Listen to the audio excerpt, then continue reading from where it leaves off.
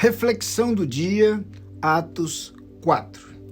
Quando lemos esta parte das narrativas do livro de Atos dos Apóstolos, há dois sentimentos que vêm à nossa mente. Por um lado, nós nos identificamos e sofremos com o sofrimento da igreja.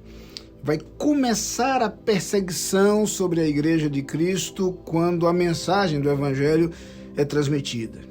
Mas, por outro lado, temos que admitir isto, nós nos empolgamos com a ousadia, a intrepidez com que a igreja transmite a sua mensagem. Aliás, várias vezes esta palavra ousadia aparece no livro de Atos dos Apóstolos.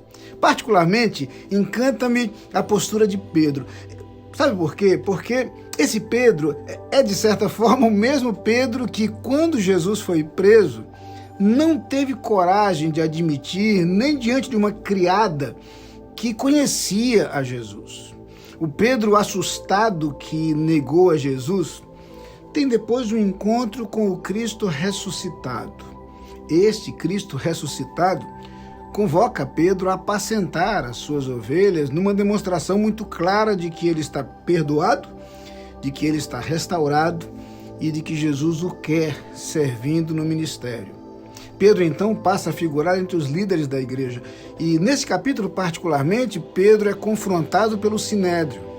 E agora, o Pedro que negara conhecer a Jesus diante de uma criada, corajosamente se coloca diante do Sinédrio e diz que o Jesus que eles crucificaram, nosso Deus, ressuscitou.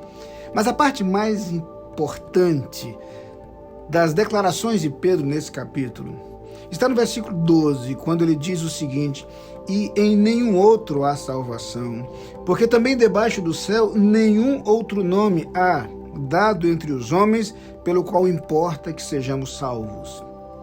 Em nenhum outro há salvação. Eu queria que você percebesse primeiro que essas palavras ratificam, confirmam as palavras do próprio Jesus que declarara: eu sou o caminho e a verdade e a vida, e ninguém vai ao Pai a não ser por mim.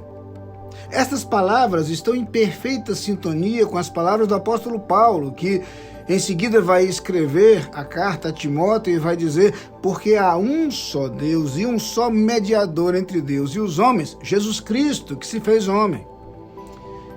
Essa tese lança por terra qualquer outra proposta de salvação por algum outro meio. Salvação por mediação de santos não faz sentido. Salvação através de compra do perdão não tem fundamento bíblico nenhum. Salvação através de reencarnações, salvação através de uma segunda chance depois da morte, chame a isso de purgatório ou de outra coisa.